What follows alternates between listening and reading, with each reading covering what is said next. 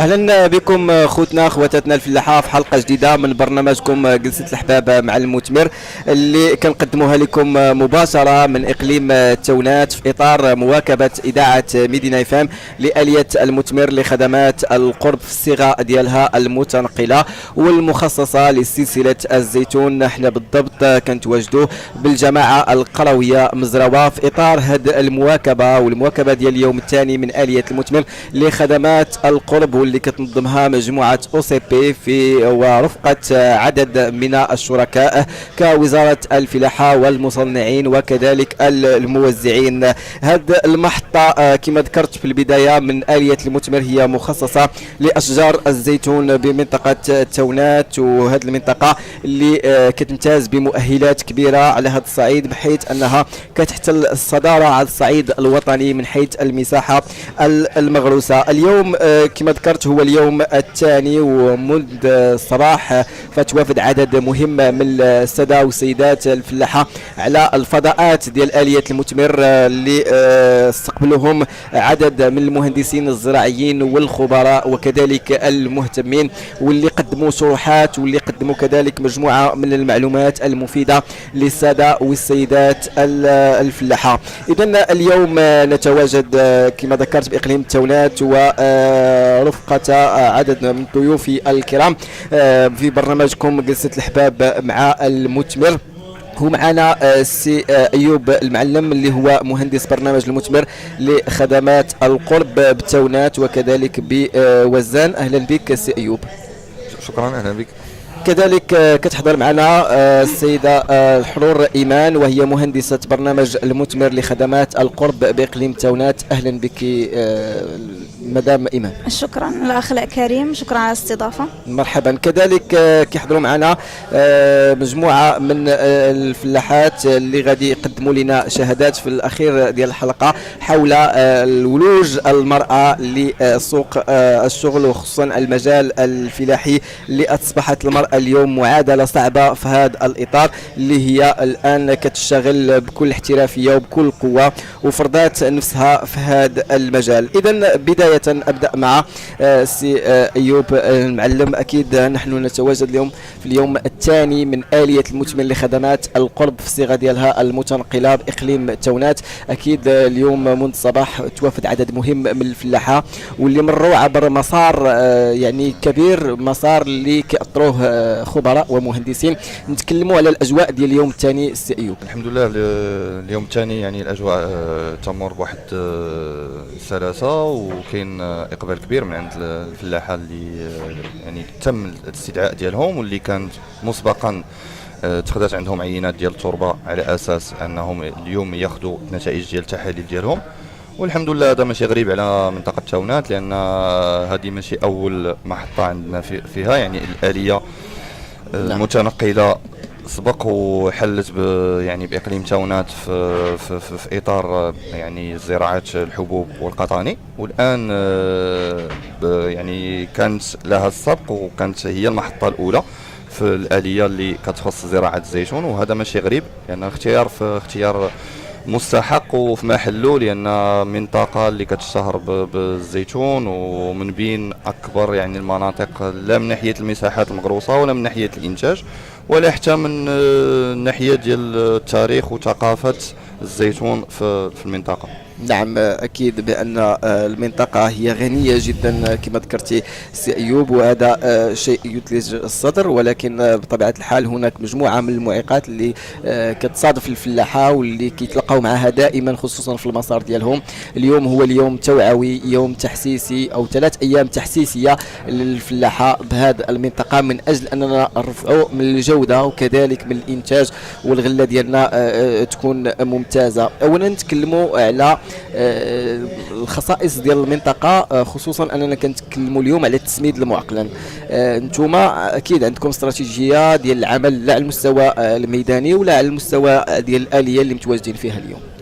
فبطبيعه الحال يعني كان من اللازم علينا ان في برنامج المثمر الذي يريد ان يكون يعني قريبا من الفلاح، انه يأقلم حتى وسائل العمل ديالو مع الخصوصيات ديال المنطقه، ديال كل منطقه في المغرب. وفي منطقه ديالنا دي تاونات يعني او منطقه الشمال المغربي بصفه عامه، يعني خاصه ما يصطلح عليه تلال مقدمه الريف او البريريف باللغه الفرنسيه. فهاد يعني مناطق اللي عندها واحد خصوصيات كيف ما قلتي يمكن ايجابيه، ولكن عندها خصوصيات اخرى سلبيه اللي يمكن كتعيق الانتاج الفلاحي بصفه عامه. فمنطقه اللي كتمتاز بواحد التضاريس صعيبه اللي كتجعل ان الممارسه ديال النشاط الزراعي هي عباره كتكون تحدي للجغرافيا وللعوامل.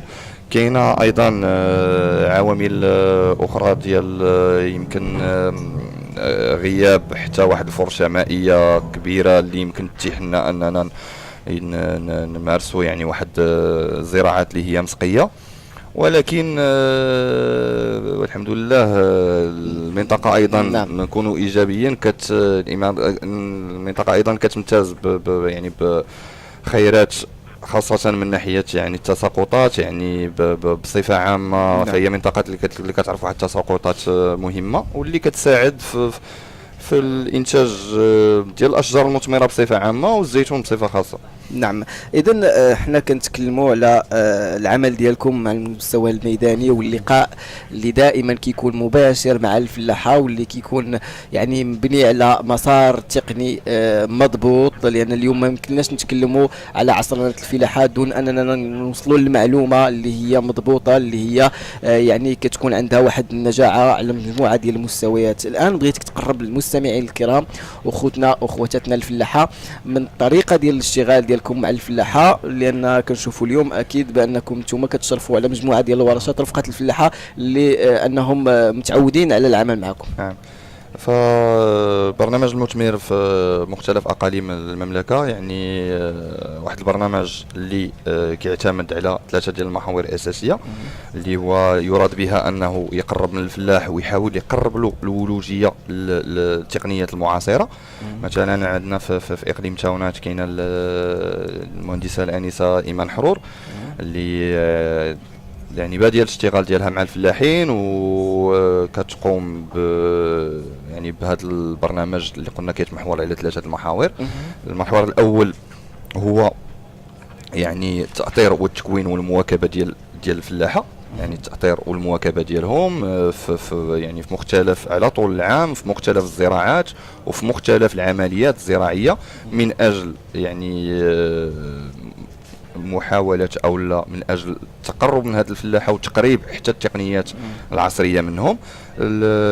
يعني المحور الثاني هو يعني التكوين، فهي كتسهر على يعني تنظيم بصفة دورية وعلى حساب يعني المراحل ديال كل زراعة دورات تكوينية اللي كتكون منسجمة مع الزراعات اللي كاينه في المنطقه، وكذلك مع يعني المواقيت، لان كل مرحله بالنسبه للنباتات بصفه عامه ولا مثلا اشجار الزيتون كل مرحله في السنه او كل يعني وقت في السنه كيعرف واحد القيام بواحد النشاط زراعي، وبالاضافه الى منصات تجريبيه واللي من خلالها يعني كنحاولوا اننا نقارنوا الطريقه الفلاحيه يعني نعم. الطرق الزراعيه المعقلانه والعصريه والعلميه مع الطرق اللي كيمارس الفلاح، والهدف هو ان كما كنقولوا نأطروا ونتأطروا. ربما الفلاح كيقوم بشي حوايج اللي هو اكتشفها بالتجربه نقدروا يعني نستافدوا منها او نحاولوا اننا يعني اذا كان هذيك الخطأ نصلحوها او لا نأطروها، وفي نفس الوقت نمرروا له هذيك التقنيات العصريه العلميه اللي خديناها احنا يعني يعني بطرق علميه وعن طريق تجارب ايضا. نعم، اكيد بان العمل الميداني عمل مهم واننا نقربوا من الفلاح واننا نبرهنوا ليه طرق ناجعه ونقارنوا كذلك مع الطرق التقليديه اللي كان كيشتغل بها. اليوم فرصه باش ان الزاد المعرفي ديال الفلاح انه يتزاد ويكون مضبوط. كذلك معنا الحلول ايمان وهي مهندسه ديال البرنامج المثمر لخدمات القرب اللي كتشتغلي على مستوى اقليم تونات، وكما ذكر السي ايوب بان الاقليم الاقليم هو واعد على المستوى الفلاحي، وانتم ادرى بهذه المساله هذه. وكذلك ذكر السي ايوب 3 ديال المحاور اللي كيرتكز عليها البرنامج ديال المثمر، اللي من بينها التقرب من الفلاح وكذلك التاطير والمواكبه والمساله ديال التكوين. كيفاش كتشتغلوا انتم على هاد 3 المحاور على المستوى ديال الاقليم ديال تاونات؟ نعم، كيف ما قال المهندس أيوب، البرنامج ديال المثمر لخدمات القرب هو برنامج دار باش يقرب من الفلاح، لأنه هو اسم على مسمى. كيخدم على 3 ديال المحاور مهمة اللي ذكرتي: تحاليل ديال التربة، المنصات التطبيقية، والمواكبة يعني والتأطير ديال الفلاح. بإقليم تاونات هنايا كنحاولوا أننا نقربوا من الفلاح يعني على حساب الاحتياجات ديالو، على حساب الزراعات يعني اللي كاينين. مثلا المنطقة معروفة يعني على وجه الخصوص بزراعة الحبوب والقطاني والزيتون. كنحاولوا اننا نشرحوا للفلاح كيفاش يدير مسار يعني تقني معقلا. وبدايه المسار التقني المعقلا هو تحاليل ديال التربه، هو اللي كنرتكزوا عليها يعني اول مرحله باش اننا نبنيو يعني واحد المسار اللي هو تقني معقلا. اليوم مجموعه يعني من الفلاحه استفدوا من تحاليل ديال التربه اللي هي مجانيه، اللي ديجا مشينا عندهم خدينا لهم العينات التربه بطريقه صحيحه على حساب الزراعات اللي عندهم. واليوم حنا كنتكلموا على زراعه ديال على شجر الزيتون، خدينا من عندهم العينات ديال التربه، درنا لهم تحاليل، واليوم حنا كنعطيوهم تحاليل ديالهم وكنحاولوا اننا نشرحوا لهم يعني الحاله ديال الارض ديالهم شنو محتاجه من سماد. نعم. لا زيادة ولا نقصان، لأن الهدف الأسمى هو أننا يعني نطلعوا من المنتوج بأقل تكلفة. هذا فيما يخص تحاليل ديال التربة. أيضا يعني عندنا تكوين وتأطير ديال الفلاح، يعني كنشوفوا مثلا في الإقليم شنو الاحتياجات ديال هذه الفلاحة. مثلا محتاجين بالنسبة للزراعة ديال الزيتون محتاجين مثلا تكوين في الزبارة ديال الزيتون. حنا كنحاولوا نوفر لهم يعني هذا التكوين هذا، كنحاولوا ننصحوهم ونرشدوهم باش انهم يصحوا يعني ويطوروا من المسار التقني اللي كيديروا. وباش الفلاح كيقتنع اكثر كنفوتوا معاه يعني اللي كنقولوا حنا الشفوي، كنفوتوا حتى النظري وكنديروا معاه تطبيق يعني ولا منصات تطبيقيه باش كيقدر انه يشوف بعينيه بان المسار التقني المعقلا كيحسن المردود، وبالتالي في الاعوام المقبله كيقدر انه يعني يحسن من المنتوج ديالو في الارض ديالو. وكنبغي نشير اننا عندنا حاليا ما يزيد عن 60 منصه تطبيقيه ديال الحبوب والقطاني بمنطقه تيسا، وحنايا في صدد اننا يعني نلونسيو ما يقارب عن 36 منصه تطبيقيه ديال الزيتون في مجموعه ديال الجماعات ديال الاقليم ديال تاونات. نعم، إذن هي مشاريع مفتوحة وبرامج تكوينية مهمة. لاله إيمان، أكيد بأننا كنتكلموا في البداية على التواصل ديالكم المباشر مع الفلاح. أكيد الفلاح هو عنده واحد الزاد معرفي، عنده واحد الطريقة اللي كيخدم بها. نتوما بحكم الاحتكاك ديالكم معاه، شنو هما أهم المشاكل اللي طرح الفلاح وانتوما لقيتوا لها إجابات؟ بالنسبه للمشاكل يعني الفلاح كيقول لك انا ما عنديش المعلومه، ما توصليش المعلومه، ما توصلش عنده، خصو باش ياخذ المعلومه يديبلاصا ولا يمشي لبلاصه اخرى يقلب على ديك المعلومه. مثمر الخدمات القرب كيخدم على هذه النقطه بالخصوص، اللي سميتو المثمر لخدمات القرب، كيقرب من الفلاح. نعم. انا مثلا بغيت ندير له واحد التكوين، ماشي ضروري انه يديبلاصا عندي حتى الفيلاج مثلا حتى التاونات ولا يجي هذا، غادي ننصحوا الجميع كذلك الى اخره على طول مراحل ديال الزراعه. نعم، المسار كله انه تيتم النصح فيه. ذكرتي مساله مهمه لاله ايمان، هي المنصات التطبيقيه، واللي هي واحد الاليه ديال البرهنه، اننا نبرهنوا للفلاح النجاعه ديال المسار اللي كتعتمدوا التقنيات، وبحكم انها كتكون عنده في الطيعه ديالو. غادي نرجعوا غادي نتكلموا على هذه المساله، ولكن الان غنرجع عند السي ايوب المعلم. اكيد باننا اليوم كنتكلموا على التركيبات الجهويه لسلسله الزيتون، وانتم كتشتغلوا باقليم تاونات وكذلك باقليم وزان. نعرفوا الان شنو هما هذه التركيبات بالنسبه للمستمعين الكرام. فهاد التركيبات هذه هو النتاج ديال واحد العمل مشترك اللي كان في اطار واحد يعني شراكه ما بين مجمع او سي بي ووزاره الفلاحه بمختلف مصالحها يعني عفوا. مختلف المصالح ديالها بما في ذلك معهد الحسن الثاني للزراعه والبيطره، المدرسه الوطنيه للفلاحه ديال مكناس، المعهد الوطني للبحث الزراعي، وكذلك مختلف المديريات الاقليميه والجهويه والاقليميه وتا يعني مصالح ديال الاستشاره الفلاحيه. كان عمل اللي على اثره تم وضع واحد في اطار واحد المشروع اللي كان سميتو السماد، تم القيام يعني بواحد العدد ديال التحاليل ديال التربه اللي فاق 30,000 مختلف اقاليم المملكه، واللي على ضوءه تم وضع واحد الخريطه ديال الخصوبه ديال التربه. وعلى ضوء هذا العمل وهذه الخريطه ديال الخصوبه تم يعني بالتعاون مع الموزعين ديالنا وضع هذه التركيبات الجهويه اللي كتراعي وكتلائم التربه ديال كل منطقه، وكذلك فهي كتستجب للحاجيات ديال كل زراعه على حده. مثلا بالنسبه للزيتون عندنا في هذه الجهه ديالنا فكاينه التركيبه ديال 15 20 10، اي 15 وحده من الازوت، 20 وحده من الفوسفور و10 وحدات من البوتاسيوم. هذه هي التركيبه الملائمه لاشجار الزيتون من اجل يعني واحد التسميد معقلا اللي يوفر لنا يعني رفع في الانتاجيه بدون ما نرفعوا يعني ما نكلفوا جيب الفلاح واحد يعني شي حاجه اللي ما يقدرش عليها. نعم اكيد باننا يعني من كل منطقه كتختلف التركيبات. نعم. الان انتم باش يفهم الفلاح هذا المسار اللي كيمر منه في الاليه ديال المثمر ومن خلال الفضاءات اللي كاينين واللي كتشرفوا عليها انتم وبرفقه مجموعه ديال المهندسين اللي كتوفروا من المجموعه ديال الاو سي بي من خلال اليه المثمر لخدمات القرب الصغار ديالها المتنقله. اكيد بان هذا المسار هو مسار مضبوط، ليس اعتباطي اننا نوضعوا هذا اخذ العينات ثم المختبر ثم باقي المسارات الاخرى. نشرحوا هذا المسار للساده والسيدات. تماما فهو عباره عن مسار مدروس، مسار نموذجي اللي يعني كنبغيو ان الفلاح المغربي او الفلاح في العالم كامل يولي يعني يديروا حتى في الحياه اليوميه ديالو. فكيبدا المسار يعني احنا يعني بعد واجب ضيافه بطبيعه الحال والاستقبال ديال الفلاحه. نعم.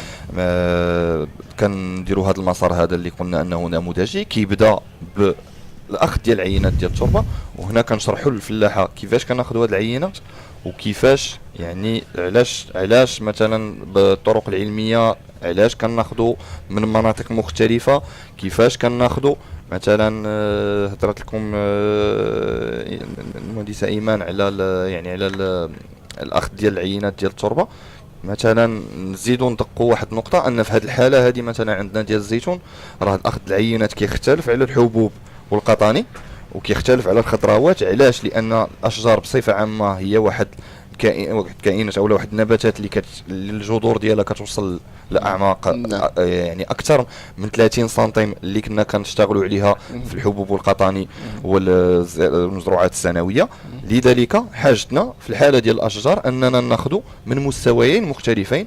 المستوى الاول اللي هو من 0 حتى ل 33 سنتيم كناخذوا عينه، وكناخذوا العينه الثانيه من 30 حتى ل 60 سنتيم باش كتكون عندنا فكره على المستويين يعني ديال التربه في العمقين المختلفين باش نعرفوا هاد الشجره هذه يعني التربه اللي كتعيش فيها الحاله ديالها وما توفره من مواد مغذيه وما وجب اضافته عن طريق عمليه التسميد.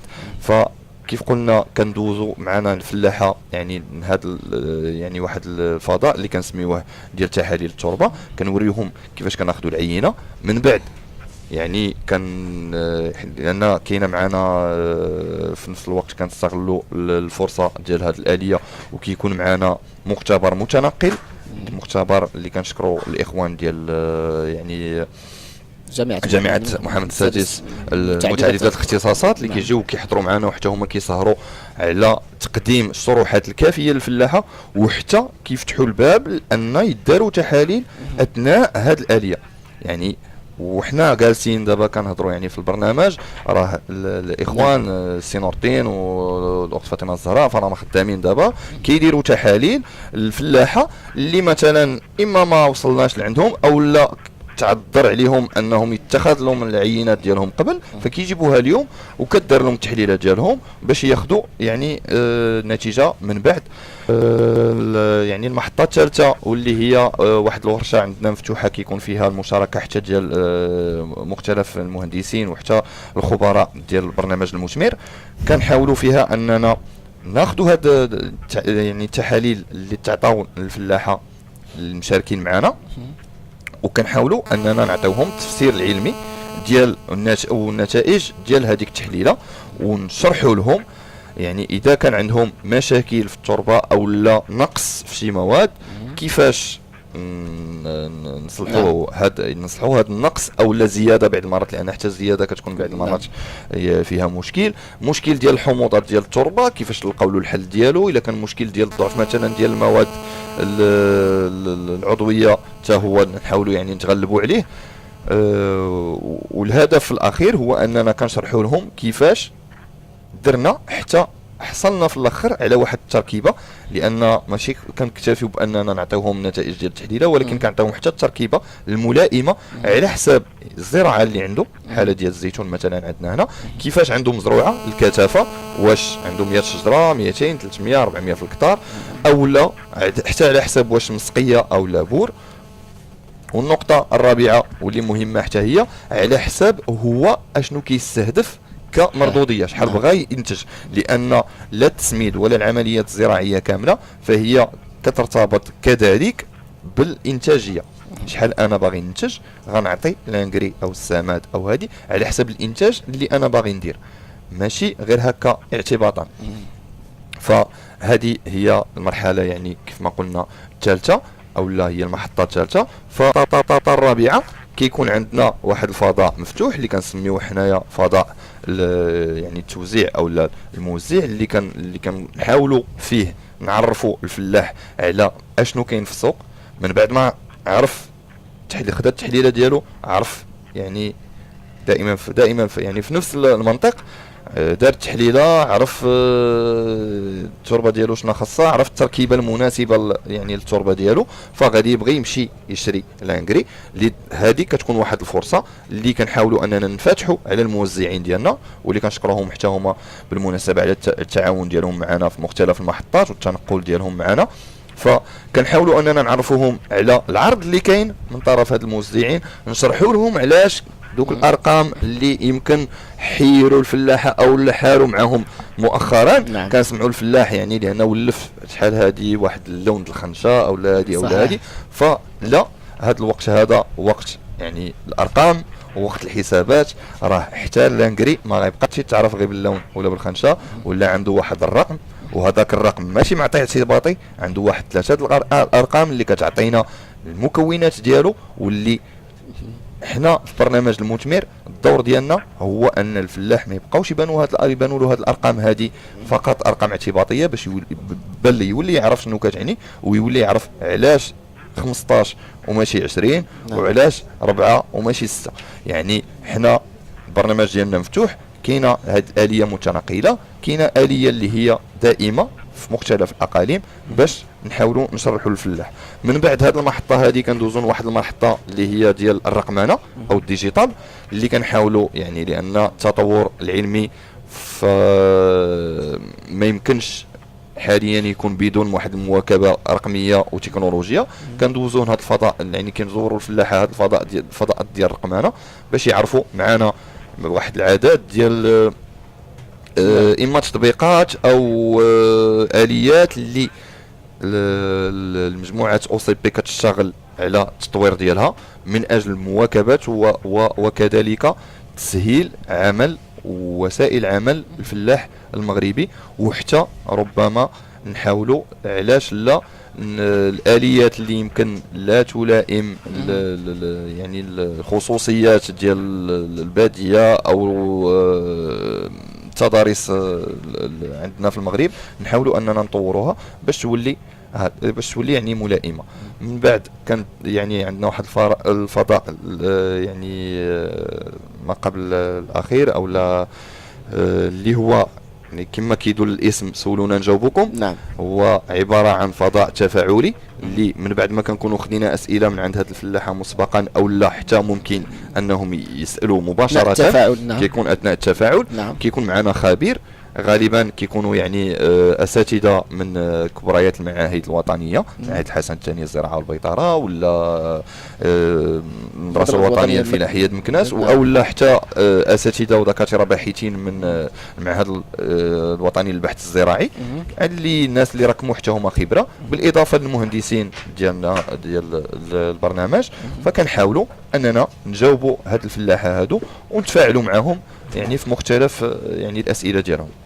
من بعد يعني نعم. كيكون واحد القرعه. نعم صحيح. اللي هي كما كنقولوا باللغه الفرنسيه لا سوريز سور لو غاتو. واحد القرعه اللي كنحاولوا كيحاول الصراحه وكنشكروهم الموزعين ديالنا كيداءبوا على هاد يعني البادره الحميده ديال انهم يعملوا واحد القرعه اللي كيتم من خلالها يعني التعرف على سعداء الحظ اللي كيحصلوا عن طريق قرعه على واحد الكميات ديال السماد. نعم. واللي كيكون من الخلاط الذكي، بالاعتماد على التحليلات ديال التربه اللي تكلمنا على المسار ديالها. غنرجعوا غنتكلموا على الخلاط الذكي والدور ديالو وكيفاش كيشتغل.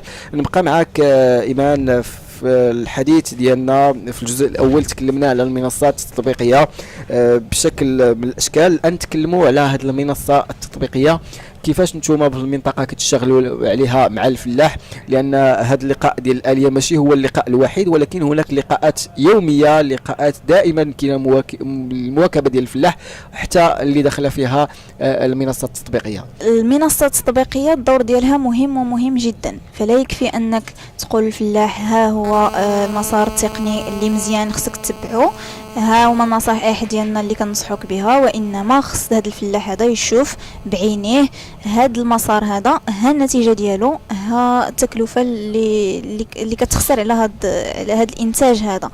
فبالنسبه للمنصات التطبيقيه حنا كنحاولوا اننا نختاروا فلاحه اللي هما يعني نموذجيين، فلاحه اللي عندهم يعني قابليه انهم يعني يطبقوا هذا المسار هذا ويستفدوا معنا في هذه المنصه هذه، وفي نفس الوقت انهم يفيدوا يعني فلاحه اخرين ويكونوا يعني كنموذج يتبعوهم فلاحه اخرين بالمنطقه.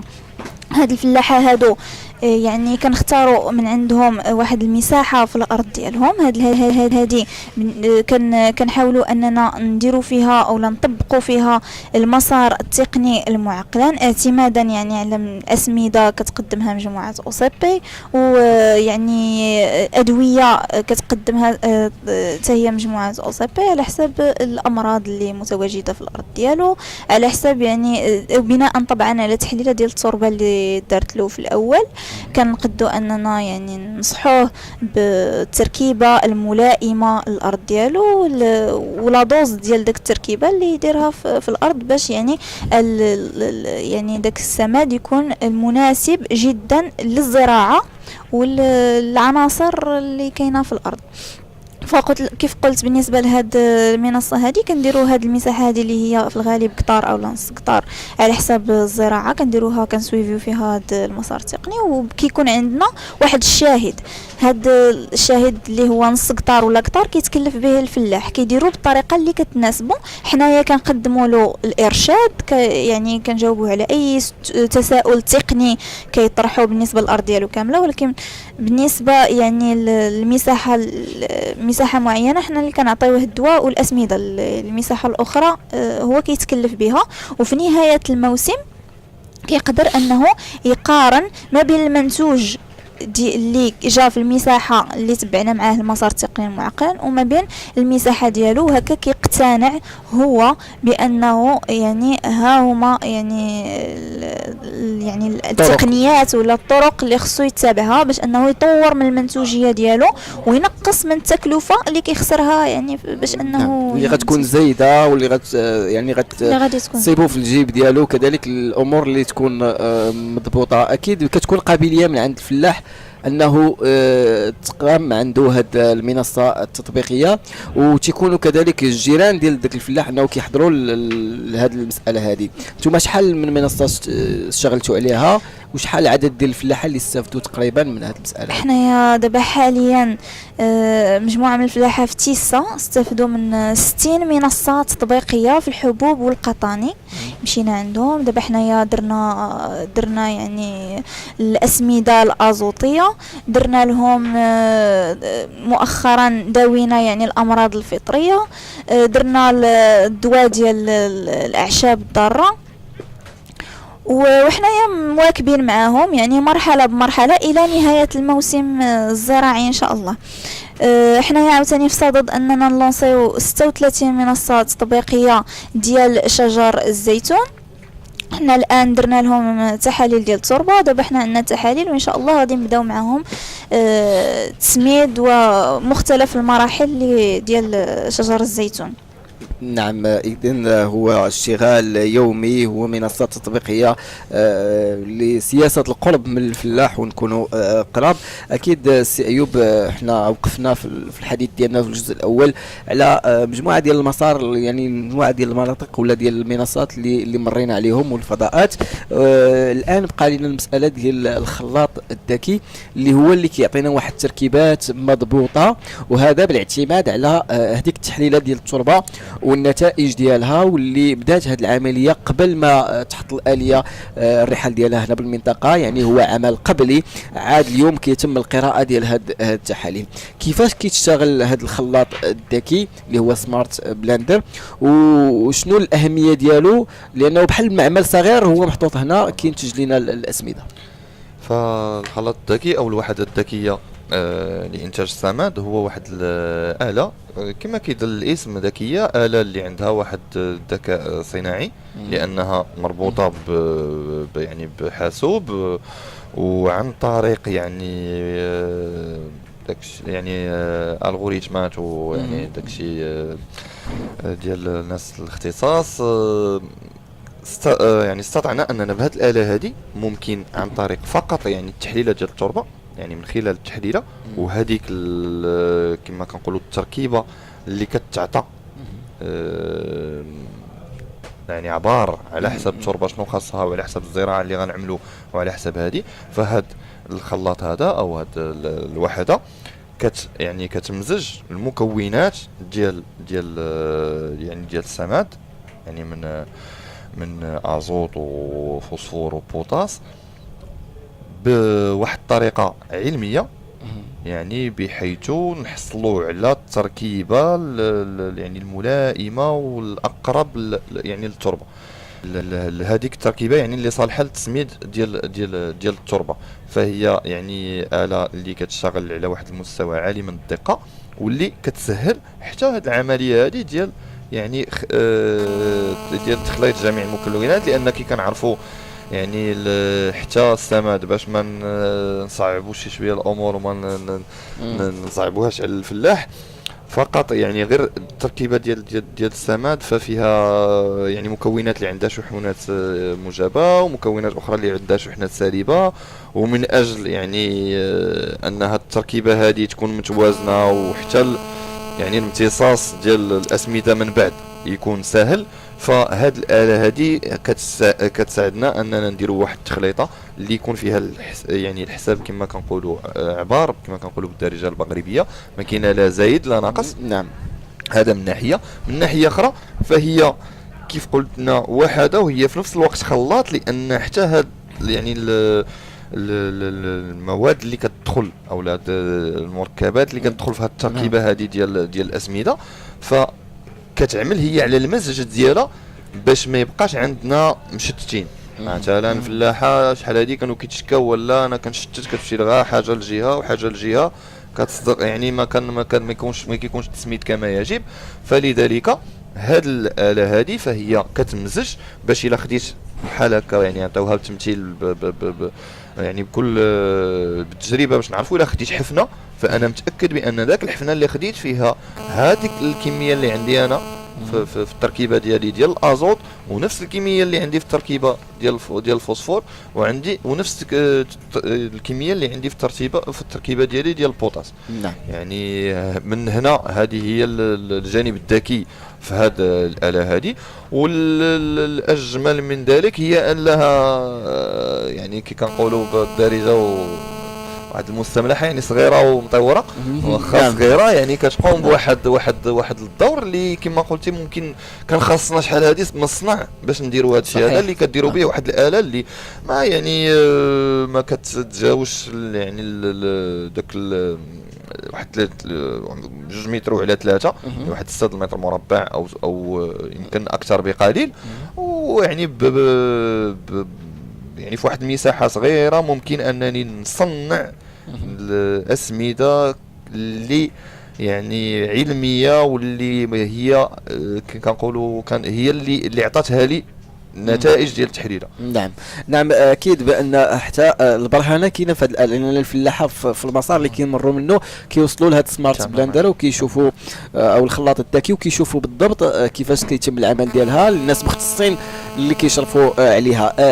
رجعوا للمساله ديال التحليله ديال التربه والقراءه ديال النتائج ديالها من خلال انكم يعني قريتوا هذه النتائج.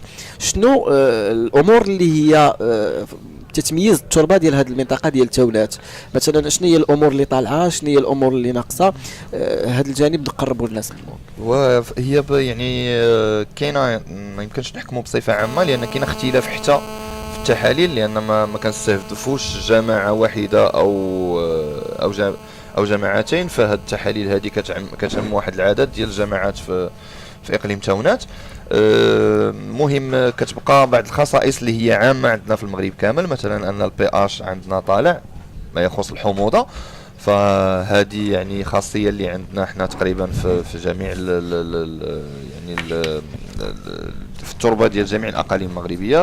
كاينه كنقولوا باللغه الفرنسيه سول الكالين، هذه معروفه عندنا في هذه. بالنسبه للخصوصيه مثلا ديال اقليم تاونات هي ان لقينا ان طالعه عندهم شويه النسبه ديال ماشي بواحد الدرجه مرتفعه، ولكن كتبقى معقوله، يعني طالعه شويه النسبه ديال البوتاس.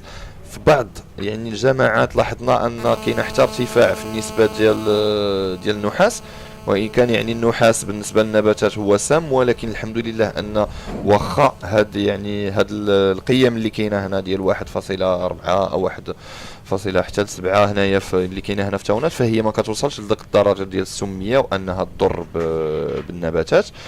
بالإضافة لواحد شوية ديال النقص في كل ما هو فوسفور في المادة العضوية. مسألة طبيعية، لأن الصعوبة ديال التضاريس كتخلي ان الفلاح كتصعب عليه حتى انه يدير يعني التسميد العضوي بالغبار كما كنقولوا. وحتى كون المنطقه حتى التربيه الماشيه ماشي واحد المنطقه اللي كتعرف التربيه الماشيه بالكثافه، فهنا ما كنقول ما كاينش الدار اللي كتخطى من الماشيه، ولكن ما كيكونش داك الكثافه ديال التربيه اللي غتخلي ان الفلاح يتجمع عنده واحد الكميه كافيه من هاد يعني الغبار ديال الماشيه باش يقدر يستعملوا كسماد عضوي. نصحناهم في هذا الاتجاه هذا انهم يقدروا يفلحوا مثلا بعد القطاني، خاصه يعني قطاني اللي كتعطيك علف الماشيه. واحد يعني هذا كيتم الزرع ديالو وكيتستعمل كسماد اخضر، يعني كنخليوه كنزرعوه غالبا كنديروه بالفيفرول او الفول ديال العلف ديال البهايم، كنزرعوه كنخليوه حتى كينبت وكيبدا يدير يعني دوك المزاود ديالو او الخروب ديالو، وكنحرثوا به بالارض هكاك، يعني كنحرثوا بالعود بالورق بكل شيء، وهذا كيشكل في حد ذاته سماد عضوي اخضر اللي كيحسن لا من واحد الناحيه لا الخصائص الفيزيائيه ديال التربه، وبطبيعه الحال غادي يساعدنا باش نزيدوا هذا الشيء، يساعدنا باش نزيدوا في الانتاجيه ديالنا. نعم اكيد ان اليوم مجموعه ديال الامور اللي غادا تغير من خلال هذه الايام التوعويه، وكذلك يجب ان ينخرط الجميع في هذا المسلسل بما فيهم كذلك المراه اللي هي اليوم صبحت مكون اساسي في هذه العمليه، وصبحت كتنتج، وصبحت اليوم كتقود مبادرات هامه بحال لاله ايمان اللي كتشتغل اليوم باقليم تونات، انه ايمانا اليوم بالدور الاساسي اللي كتلعبه المراه في تنميه العالم القروي، ووعيا بضروره تبني مقاربه تشاركيه من اجل تطوير استراتيجيه فعاله للنهوض بالعالم القروي. كيطلق البرنامج ديال المثمر مبادره المثمر اللي كتضع رهن الاشاره منصه مفتوحه اللي كيتساهموا من خلالها بمقترحات برسم معالم عالم قروي مزدهر كتلعب فيه المراه دور فعال في تنميه قرويه مستدامه بلادنا. وهنا يمكن المشاركه ديال الناس يعني من خلال ارسال فيديوهات او تسجيلات على دعم المراه في العالم القروي على رقم الواتساب 0662 83 94 75 0662 83 94 75 او المنصه ديال www.almuthmir.com. اذا المراه اليوم اصبحت فاعله في هذا المجال، واجب اليوم انها تعطاها الفرصه ديالها، وهي اللي كتساهم يعني بنسبه مهمه في الانتاج الوطني وفي الانشطه الفلاحيه وشبه الفلاحيه. لاله ايمان اكيد انتم من خلال الممارسه ديالكم كتتلقاو مع مجموعه ديال النساء الرائدات في المجال الفلاحي وخاصه في السلسله ديال الزيتون، اكيد كاين تجارب هنا باقليم تونات. طبعا اقليم تونات هو يعني كيضم مجموعه من النساء اللي ناجحات في الميدان الفلاحي، اللي يعني كيحقق يعني عندهم اراضي. كتلقى المراه يعني في اقليم تونات هي كدير جميع يعني التقنيات ولا جميع الاشياء اللي كيقوم بها الرجل، المراه الى جانب الرجل حاليا في اقليم تونات. وكيف ما سبق لي شرت من قبل ربما البارح قلت بأن في تونات كيتواجدوا مجموعة من التجارب الناجحة ديال المقاولات في الميدان الفلاحي كيقودوها نساء، وهي يعني مقاولات ناجحة جدا، ربما تفوق نجاحا تجارب الرجال. نعم اكيد كيحضروا معنا اليوم مجموعه من النساء الرائدات في العالم القروي واللي كيشتغلوا خصوصا في السلسله ديال الزيتون. معنا لاله رفيعه. لاله رفيعه مرحبا بك. اكيد احنا نتوما اليوم كتقودوا المبادرات ديال العمل ديالكم في المجال الفلاحي وفي السلسله ديال الزيتون. تكلمي لنا على تجربتك وعرفينا اولا بنفسك. محب الدين رفيعه.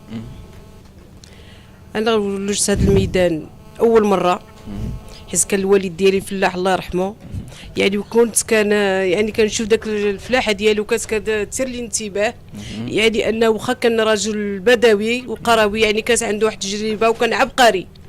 يعني كنت كنشوفوا انا كيمشي كان كيحرث الارض وفي ذاك الايام القديمه كانت على المحرث الخشبي، ولكن الوالد ديالي بداك هذا ديالو يعني طور الفلاحه ديالو، كان شرات جرار راسو. بالنسبه للحبوب كان كيطلب منا نجيبوا له سبوله وحده كيجيبها كيدير لها هكا في يديه، يعني وكان كيقول لنا القدر شحال غادي يعطي داك. نعم يعني المعلم ديالكم الاول هو الاب ديالكم. هو الاب ديالنا. نعم. يعني كنت كنتمنى نكون في المستوى ديالو. نعم.